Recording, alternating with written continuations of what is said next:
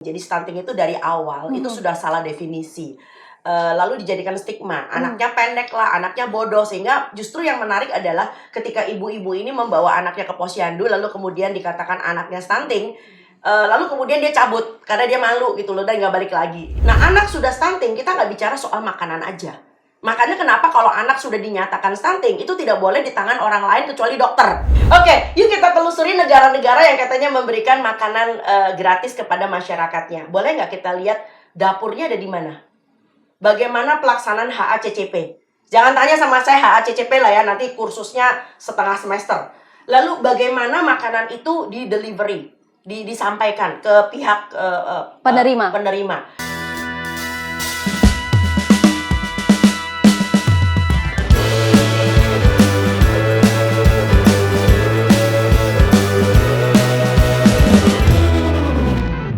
Halo Sobat Bisnis, berjumpa kembali dengan podcastnya Bisnis Indonesia bersama saya, Ririn Oktaviani.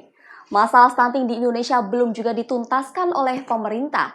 Meskipun angka stunting prevalensinya mengalami penurunan, namun di tahun 2023 lalu angkanya masih berada di 21,6%. Lantas apa yang menjadi akar permasalahan dari stunting? Kita akan membahasnya bersama dengan Dr. Tan Sot Yen, seorang ahli dokter gizi. Dokter, apa kabar? Sehat selalu? Alhamdulillah, Ririn.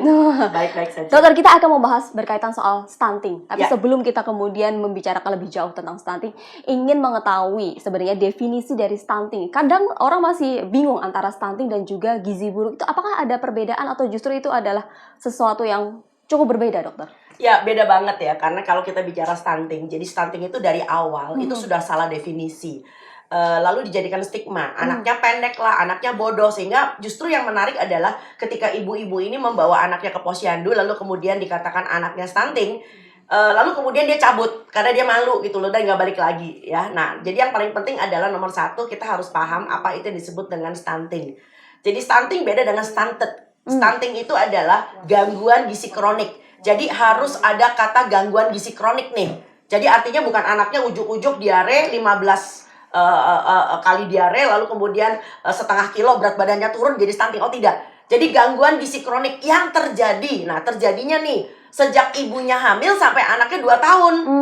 Gitu loh. Jadi Anda bisa bayangkan nih, panjang banget kan sebetulnya ceritanya, nggak ujuk-ujuk. Kenapa 2 tahun? Karena otak manusia itu sudah selesai dibentuk 80%-nya di usia 2 tahun. Ya, jadi kalau memang stunting udah jadi ibarat kayak nasi jadi bubur, emang udah nggak bisa diapa-apain. Tapi memang menurut WHO masih ada span kesempatan sampai dengan 5 tahun nih. Karena 100% insya Allah otaknya dibentuk di usia 5 tahun. Jadi saya menjelaskan kembali bahwa stunting adalah gangguan gizi kronik yang terjadi sejak ibunya hamil sampai anak usia 2 tahun. Yang ditandai dengan, ya jadi tandanya ada. Jadi bukan lebih pendek dari anak seusianya, lebih pendek daripada anak di kampung itu. Lah kalau di kampung itu stunting semua, anak saya kelihatan normal doang ya kan. Jadi yang ditandai dengan kurva, jadi tinggi badan menurut umur, itu kalau dilihat di kurva garis tumbuh kembang, di kurva buku KIA tuh ada ya, tinggi badan menurut umur, jadi bukan berat badan. Tinggi badan menurut umur berada di kurva merah ke bawah. Dan kurva merahnya itu udah minus 2 standar deviasi. Jadi itu gunanya kenapa di posyandu anak ini diukur panjang badannya. Setiap datang ke posyandu iya, diukur, jadi berada di kurva merah ke bawah. Dengan akibat, ini plot yang ketiga ya. Dengan akibat nomor 1 tentu kecerdasannya tidak optimal. Jadi kalau misalnya nih, kalau anaknya nggak stunting ya, bisa jadi akuntan, bisa jadi jurnalis, bisa jadi insinyur ya. Ini gara-gara stunting ini ngapalin perkalian 2 kali 2, 3 kali 3 aja emaknya mesti bawa garpu nih. Jadi ngeden banget gitu ya belajarnya. Dan bukan cuma sekedar masalah kecerdasan tidak optimal, tetapi juga punya risiko penyakit kronik di kemudian hari. Ya, seperti kayak diabetes, hipertensi, metabolic syndrome, pokoknya royo-royo wes. Jadi stunting itu bukan cuma sekedar membuat kita menghabiskan tenaga karena kualitas manusianya nggak bagus, tetapi juga jaminan kesehatan nasionalnya diboros boncos. Jadi ini adalah sebuah sebenarnya kalau kita berbicara jauh ke depan gitu ya, untuk kita kemudian Indonesia akan menjadi Indonesia yang emas gitu kan. Indonesia emas kan tidak hanya pada pertumbuhan ekonomi saja gitu, tapi juga SDM yang emas juga gitu ya, Pak Dokter. Betul banget. Ini ingin menanyakan, apakah ini juga menjadi sebuah fakta bahwa stunting itu juga bisa dialami dari kemudian pada saat di kandungan tersebut? Iya, tentu saja. Tetapi kan kalau misalnya nih ada sesuatu hal, satu dan lain hal. Ibunya misalnya terlanjur ketika hamil tidak mendapatkan gizi yang Asupan baik. gizi, Heeh. Lalu kemudian ditambah bapaknya masih merokok gitu kan ya. Nah, ceder, tiba-tiba anak lahir cuman panjang badannya 45 cm. Itu dari kurva hitam tuh, Mbak. Nah, tinggal bagaimana setelah anaknya lahir bisa kita kejar sampai sebelum usia 2 tahun dia masuk ke kurva hijau, tinggi badannya. Nah, tetapi tentu ini adalah suatu upaya yang luar biasa, effort banget gitu ya, capek, melelahkan dan aduh, gimana ya? Ketimbang kalau misalnya ibunya hamil baik-baik saja. Anaknya lahir misalnya cukup bulan, cukup berat badannya, dan cukup tinggi badannya, sekitar 49-50 cm. Tentu untuk mengejar ke depannya lebih baik daripada kalau tiba-tiba lahir udah kayak di prank itulah anakku cuma 45 cm gitu kan. Oke, tadi 2 tahun hingga kemudian bisa dikejar hingga 5 tahun. Apa yang terjadi, Dok, ketika kemudian dalam waktu 2 tahun atau justru sudah mencapai 5 tahun, tapi ternyata untuk mengejar nutrisi-nutrisi yang ada di anak tersebut tidak tercapai. Justru dia kemudian berjalan pertumbuhan umurnya hingga dewasa nanti, apakah juga akan membawa stunting tersebut hingga dewasa? Nah, ini adalah suatu hal yang menarik. Kalau anaknya udah stunting, then what? Nah, anak sudah stunting, kita nggak bicara soal makanan aja. Makanya kenapa kalau anak sudah dinyatakan stunting, itu tidak boleh di tangan orang lain kecuali dokter. Oke, jadi harus memang ditangani oleh dokter sendiri nah, gitu ya? Dokternya ini nanti yang akan merunut lebih panjang lagi penyebab-penyebabnya, kontributor-kontributornya. Apa sih, Dok, biasanya kontribusi anak stunting gitu loh? Selain karena biasanya orang berbicara hanya soal makanan-makanan saja, nutrisi saja. Ada nggak faktor-faktor lain? Kita mau bicara pencegahan dulu ya. Amit-amit ya. Siap. Kita tidak mau udah keburu stunting lalu bikin dokter makin pusing. Kita mau bicara apa yang kita juga bisa lakukan sebagai masyarakat supaya nggak muncul anak stunting, begitu kan ya. So, saya selalu mempunyai aksioma yang kita sebut sebagai 5 pintu menuju stunting mesti kita tutup. So, pintu yang pertama adalah persiapan pranikah. Dan pranikah itu bukan cuma 3 bulan sebelum menikah. Makanya saya mengatakan bahwa yang penting adalah prakonsepsi, bukan pra-wedding. Ya, nggak penting pre-wedding gitu ya. So, pre-conception adalah sebelum anaknya ini jadi. Sehingga orang tuanya tuh siap gitu loh ya. Jadi bukan anak kecil yang bisa bikin anak kecil. Jadi seorang ayah misalnya, udah kelar dengan dirinya. Artinya dia udah siap bisa berkontribusi. Bikinnya berdua, ngurusnya juga berdua. Dia siap. Kalau dia masih suka main-main game ya, masih suka ngerokok-ngerokok nggak jelas, pamer-pamer pakai vape, jangan dikawin dulu mendingan. Yang model begini jangan dikawin dulu gitu loh ya. Yang kedua adalah bicara tentang ibu, calon ibu. Bagaimana seorang calon ibu juga ngerti nutrisi yang baik untuk dirinya. Kalau ibunya masih suka ngopi-ngopi sana sini, makan-makan seblak, ini anak apaan sih gitu ya. Artinya dia masih ABG, belum siap jadi orang tua. Jadi bagaimana seorang ibu juga belajar bahwa dia juga bakal jadi calon ibu sehingga bisa mengandung dengan baik, nanti membesarkan anak dan menjadi panutan bagi anaknya. Ini penting banget. Itu nomor 1.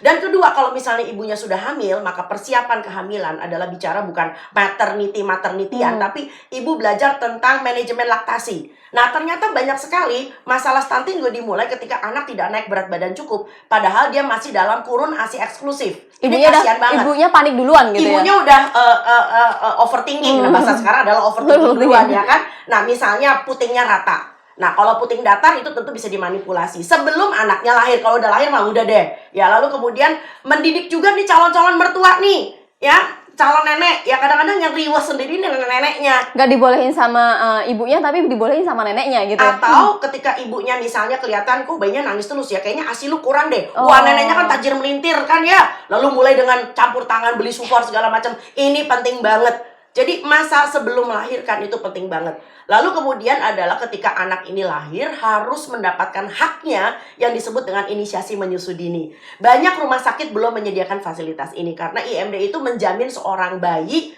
itu bisa diobservasi. Ini nyusunya benar nggak? Perlekatannya benar nggak? Apa itu perlekatan? So, itu letaknya seorang konselor laktasi bisa mendampingi ketika seorang bayi baru lahir.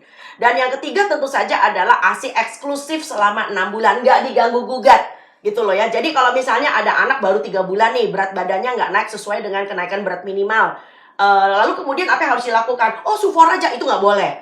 Artinya harus diperhatikan, oh bagaimana dengan fokus menyusu. Kan anaknya tumbuh nih, jadi secara motorik dan sensorik udah tolak-tolak sana sini. Jadi nyusunya cuma 5 menit copot, ayahnya pulang copot. Jadi sedang main gitu sama kakaknya segala macam. Artinya adalah fokus menyusu mesti dibenahi. Dan biasanya kalau udah 3 bulan ibunya kembali bekerja. Bagaimana ASI perah diberikan? Bukan dengan dot.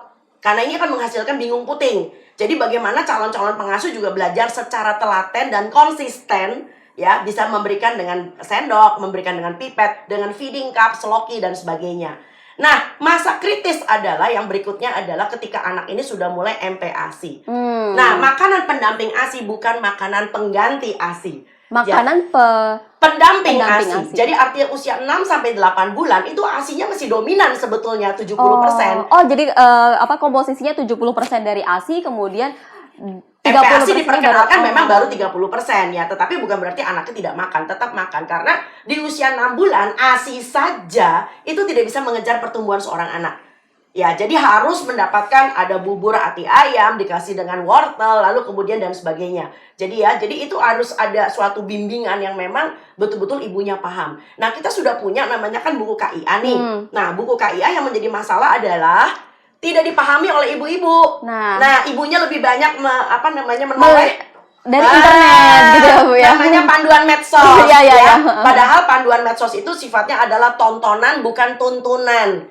Nah, bagaimana kemudian kita betul-betul bisa mensosialisasikan buku KIA. Dan buku KIA kan selalu direvisi, nggak kuno-kuno banget. Oke. Tapi Bu, di buku KIA sendiri memang sudah diberikan setiap ibu yang kemudian datang ke posyandu ataupun memeriksakan anaknya. Tapi dari dokter atau dokter gizi mungkin ya yang ada di posyandu atau lain sebagainya itu, apakah juga kemudian menjelaskan secara spesifik bagaimana kemudian melakukan Oke, pada kehamilan yang masih normal, pada anak-anak yang tumbuh dengan normal, sebetulnya ini adalah PR para kader, nggak perlu sampai ke nakes. Oke. Nah, itu gunanya kenapa posyandu nanti abis ini pembicaraannya, posyandu itu perlu sekarang sudah dibangunkan, diresusitasi dan revitalisasi. Sebab kalau seandainya seorang kader bisa menjelaskan, ya baik gitu loh ya, bahwa buku KIA itu sudah menjelaskan tentang MPASI yang terukur dan tertakar.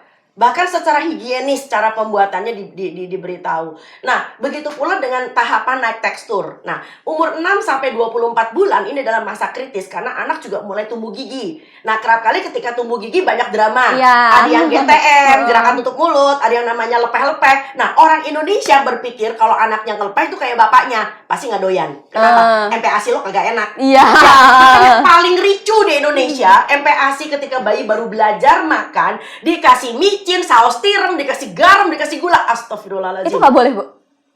Saya nggak mau bilang nggak boleh, tapi kan katanya terukur dan tertakar. Kamu tahu nggak mesti pakai garam berapa gram? Oke. Nah, kalau menurut poster Kemenkes itu tertulis 0,1 gram. Bisa ngitung, bisa nimbang nggak 0,1 gram seberapa banyak. Dan tidak perlu membutuhkan yang namanya rasa macam-macam dari imbuhan-imbuhan. Karena anaknya sebetulnya kan lagi belajar makan. Ya, wortel itu manis, buah juga manis. Jadi kita nggak usah khawatir bahwa MPASI harus diperkenalkan dengan gula gitu loh ya. Tapi dokter biasanya di sosmed itu banyak juga kemudian makanya micin-micin makanya jangan pakai sosmed karena mereka akhirnya Anda nggak bisa tahu kan mana yang jualan dan mana yang memberikan pendidikan. So semuanya diwarnai dengan endorsement. So ini akan bahaya sekali. Makanya kenapa di Indonesia itu banyak ibu-ibu yang juga tanya sama saya, "Dok, betul nggak sih MPASI itu mesti pakai ikan salmon biar anaknya pintar?" Iya. Hah?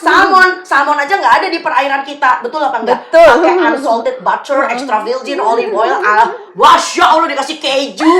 Nggak bisa dong keju yang mehong-mehong itu, akhirnya dikasih keju yang fake cheese. Hanya karena pengen ngikut yang ada di medsos. Sedihnya bukan main. Jadi, yang keempat ini adalah masalah ricunya MPASI ya. Nah, yang kelima ini lebih penting. Pintu nomor 5 yang mesti kita tutup. Jadi, saya ulangi. Pertama adalah tentang kesiapan orang tua. Harus ditutup nih pintu yang nggak siap. Yang kedua, sekali lagi tentang tadi masalah inisiasi menyusui dini dan persiapan persalinan. Yang ketiga adalah bicara ASI eksklusif. Yang keempat MPASI. Dan pintu kelima yang betul harus ditutup. Apa tuh, Bu? Anaknya sering sakit.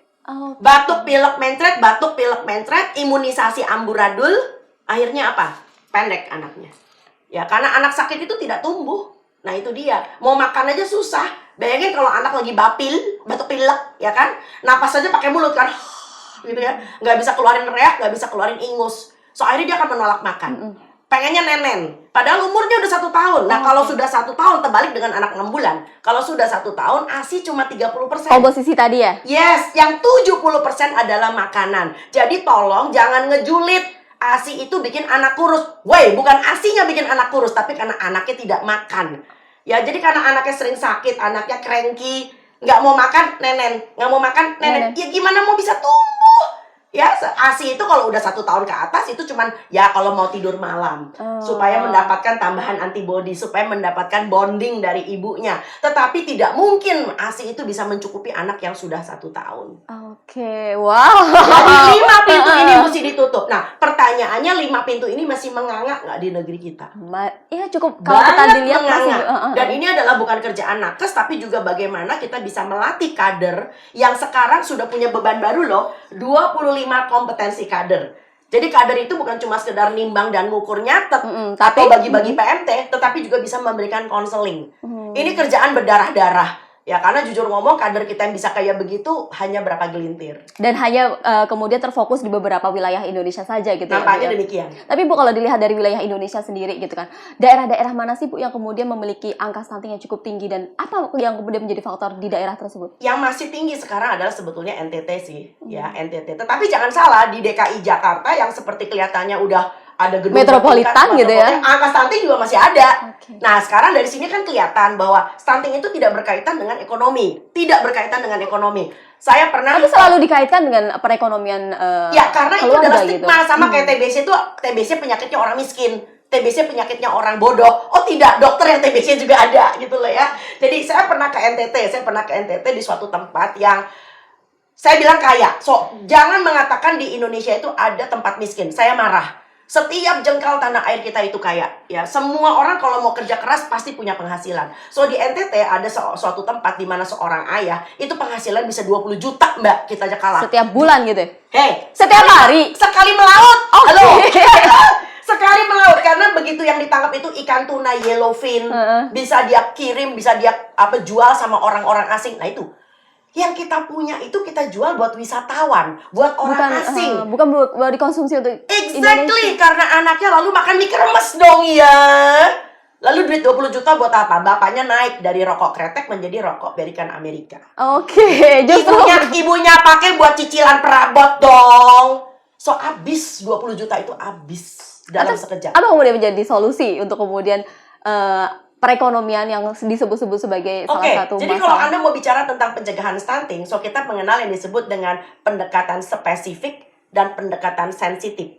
Nah, spesifik itu memang urusannya dengan gizi, urusan makanan segala macam gitu loh ya. Dan itu memang kewajibannya dari kita orang-orang nakes gitu loh ya. Nah, yang tiga, tapi tolong diingat, yang bicara tentang bisa mengungkit masalah MPA, masalah stunting ini melalui MPASI PMT berkualitas, itu dari makanan cuma daya ungkitnya 30%, Mbak.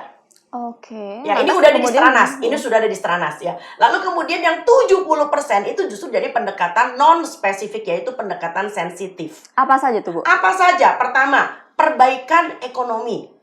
Ya, jadi bagaimana seorang ayah yang sebetulnya punya penghasilan tetapi bisa melakukan manajemen finansialnya dengan lebih baik. Alokasi. Betul, bukan beli rokok, beli pulsa lebih banyak, ganti handphone, nggak penting banget gitu loh ya. Nah, yang kedua adalah tentu saja bicara tentang kebersihan, PHBS, pola hidup bersih dan sehat. Betul. Nah, sekarang kita tahu bahwa di daerah-daerah di mana anak-anaknya yaitu tadi mencret-mencret segala macam itu kan karena belum ada air bersih. Jambannya masih begitulah gitu loh ya. Jadi jamban itu bukan cuma menyediakan kloset, tetapi juga bagaimana septic tank dan pengadaan air bersih dan pembuangannya yang benar gitu loh. Jadi kalau memang mau ngerjain tuntas gitu, bukan cuma kasih jamban doang, diplastikin gitu kan ya. Lalu yang ketiga adalah juga bicara tentang imunisasi. Berapa banyak cakupan imunisasi itu betul-betul masih rendah. Karena banyak sekali orang-orang yang begitulah gitu, anti vaksin ya, yang juga beraninya cuma berkoar-koar di medsos. Gitu loh ya. Nah, yang keempat tentu saja bicara tentang bagaimana pola asuh. Ini pola asuh penting banget. Dari yang dua tadi kita tutup pintunya tadi ya, Bu? Persis. Sebab banyak anak nggak mau makan, itu tuh ternyata maunya jajan. Ya, jajan kemana? Jajan ke warung. Biar nggak nangis. Biar nggak nangis. Udah begitu kan kebiasaan orang, udahlah daripada nggak makan, yang penting ada yang masuk, ya kan? Udah begitu, dia pikir itu susu-susu kotak, itu bagus dong, ada gizinya dong. Tapi orang Indonesia tuh nggak tahu bahwa susu yang benar itu tidak boleh berasa. Plain. Susu yang benar itu tidak boleh ada gulanya. Added sugar. Ya, entah itu sukrosa lah, maltosa lah, apalah tetek bengek ya kan. Nah, yang kayak begitu biasa anak kita nggak doyan. Dan anak kita itu adalah anak Melayu yang 80% lebih. Secara etnik genetik ya, saya juga. Itu mengalami intoleransi laktosa. Jadi sebabnya kenapa kita itu kalau ingin mempunyai proyek pemberdayaan masyarakat yang meningkatkan gizi masyarakat, udah nggak usah bicara susu deh. Kita bukan Jerman. Ya, karena dilihat dari sudut pandang etnik genetiknya aja kita beda dengan orang Eropa. Bahkan kita beda dengan orang Jepang dan Korea yang less intolerant. Kita very much intolerant. Itu sebabnya kenapa ibu-ibu yang juga beralih kepada Sufor itu nggak cuma sekali jadi loh. Gonta-ganti Sufor, karena apa? Menteri. Oh, anaknya jadi... Iya, anaknya alergi, anaknya nggak bisa. Jadi, sekali lagi, kita sebetulnya untuk menjaga ekonomi masyarakat ya. Karena kita di bicara bisnis ya. Jadi, kalau anak bisa netek aja sama ibunya, apa susahnya sih? Gitu loh ya. Ya, netek doang itu kan cuma sampai 6 bulan. Tapi diteruskan insya Allah sampai 2 tahun atau lebih. Betul atau tidak? Nah, ketika 6 bulan baru mulai makan. Nah, makannya itu bisa kita benahi dari pangan lokal yang tersedia. Yang orang tuanya juga makan. Bukan makanan aneh-aneh, ajib-ajib gitu. Bu, katanya kan Indonesia kaya nih, Bu. Betul. Tapi kemudian mengapa berkaitan soal MPASI itu kadang justru membingungkan gitu. Apakah kita juga bisa mengelaborasi atau juga justru mengkonsumsi sumber daya yang ada di sekeliling kita? Gitu. Contohnya kayak di sebelah kita menanam hidroponik atau apa, ada bayam atau apa gitu. Yang simpel-simpel tapi kemudian bisa didapatkan dari ya Indonesia aja gitu, Bu. Sebetulnya gini, saya juga bukan orang idealis ya. Saya bukan tukang nanam ya. Saya bukan orang beternak ya. So kita nggak usah sampai nanam bayam, kita nggak usah nanam cabai, nggak usah sampai nanam beternak ikan atau ayam ya. Saya juga bukan tipe orang seperti gitu.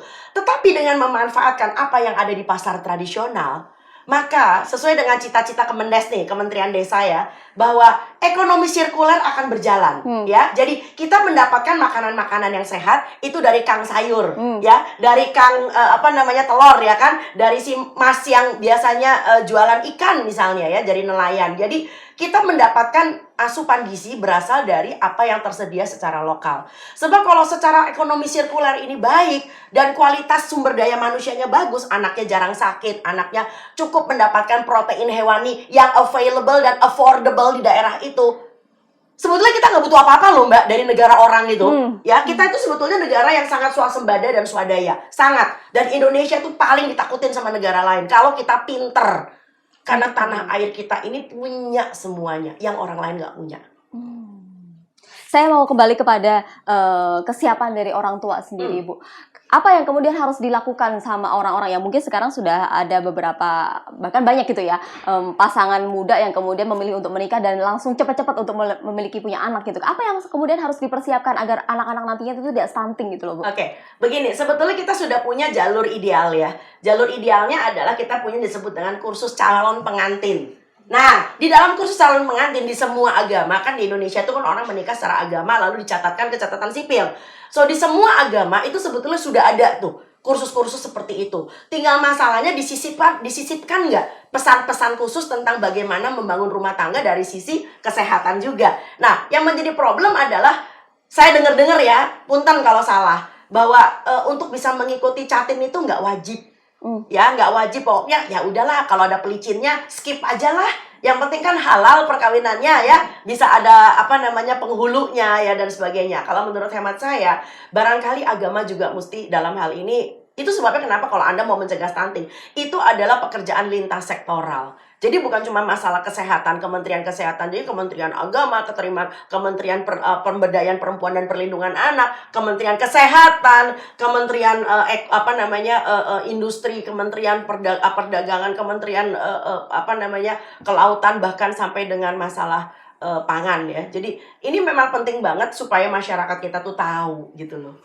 Oke, lantas Bu, berkaitan soal tadi kita membahas anak yang stunting itu kan dari 2 tahun kemudian 5 tahun. Apa sih Bu gejala-gejala yang kemudian ternyata anak yang 6 tahun hingga tumbuh besar itu masih membawa stuntingnya?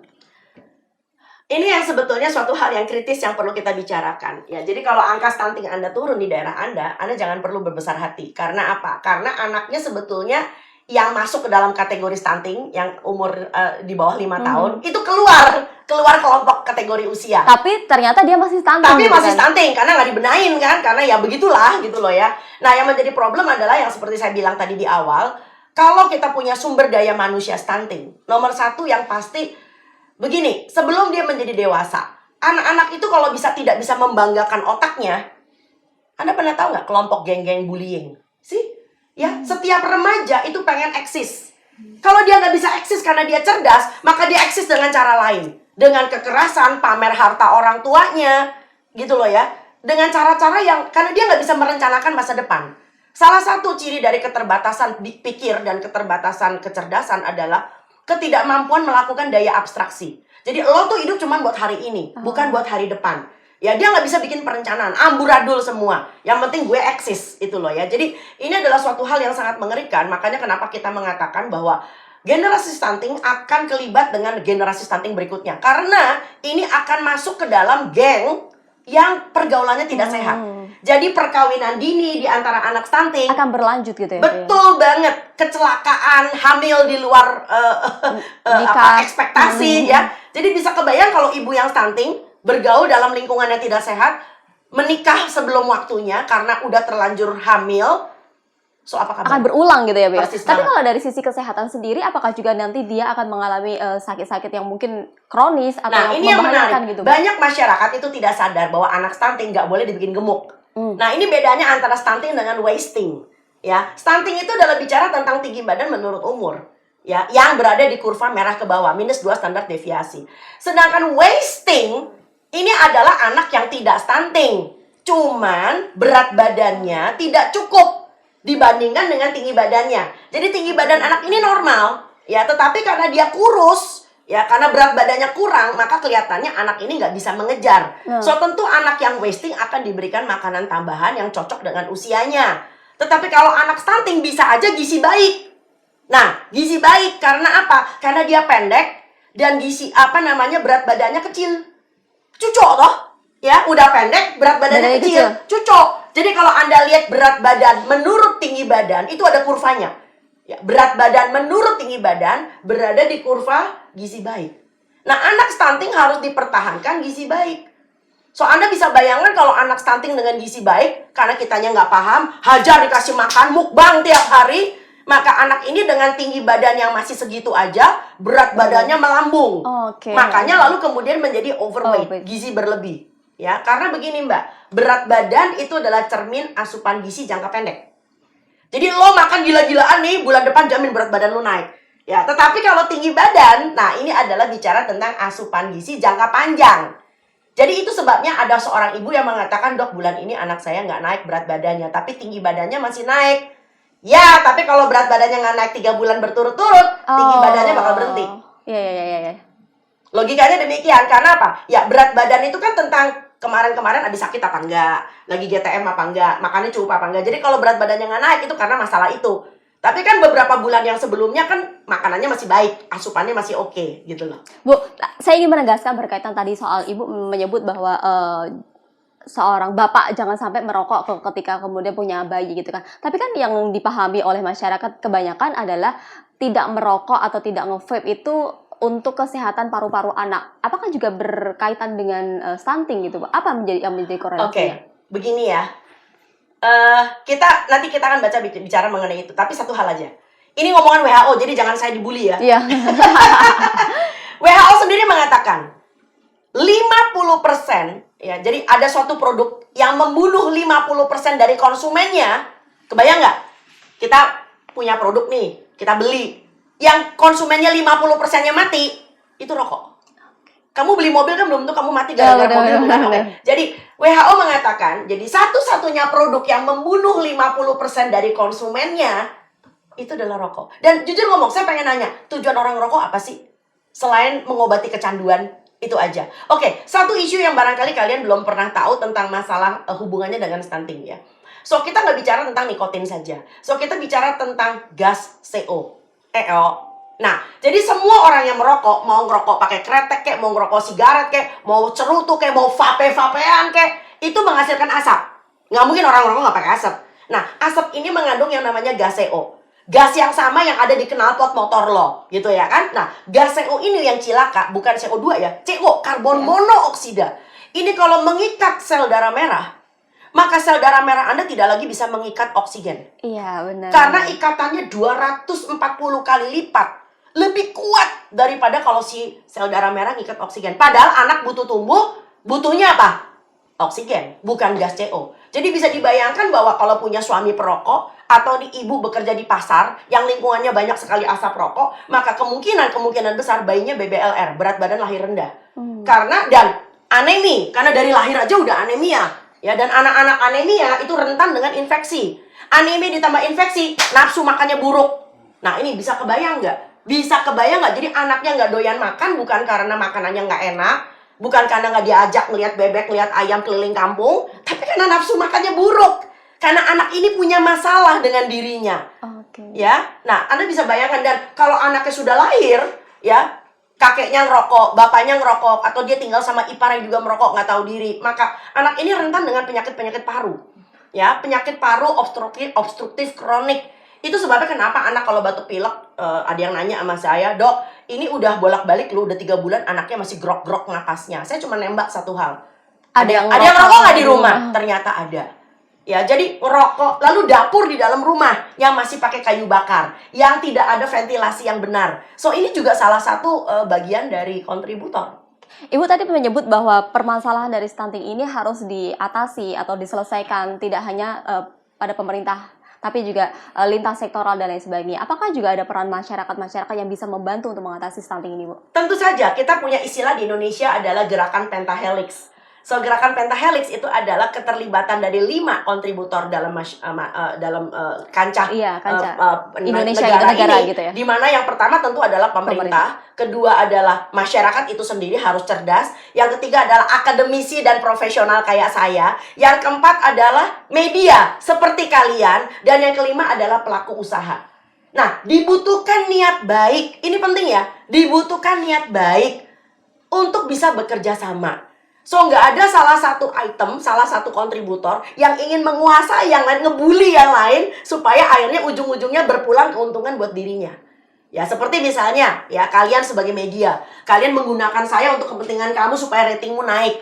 Itu kan nggak beres namanya, ya kan? Artinya Anda bisa wawancara siapa aja, yang penting asal ratingnya naik. Tetapi kalau Anda bisa melakukan wawancara terstruktur, selektif, dan hasilnya insya Allah bagus, memberdayakan masyarakat, wah ini bisa dipakai. Ya, sama seperti pelaku usaha. Nggak semuanya pelaku usaha itu harus kita musuhin. Ya, tetapi kalau pelaku usaha, donasi makanan-makanan kemasan yang tinggi gula, tinggi garam, tinggi lemak, kayak Sinterklas di Posyandu, ini kan namanya menggunakan Posyandu menjadi sarana promosi usahanya dia. Yang balik-balik untungnya buat dia kalau anaknya udah kadung kecanduan, betul nggak? So, ini bukan upaya baik namanya, bukan niat baik. So, niat baik itu bisa kita jabarkan dalam bentuk-bentuk yang tidak selalu yang akhirnya keuntungannya buat kita sendiri.